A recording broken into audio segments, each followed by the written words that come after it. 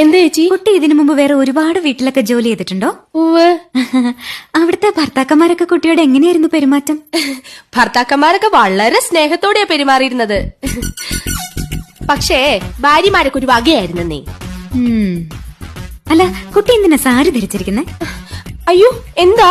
സാരിയേക്കാൾ ഐശ്വര്യം ചുരിദാറാ. ശരീരം മുഴുവൻ കവർ ചെയ്യുന്നതുകൊണ്ട് പറയല്ലോ, അതൊരു ഐശ്വര്യ. അപ്പോ ചേച്ചിക്ക് വേണ്ടേ ഈ ഐശ്വര്യം?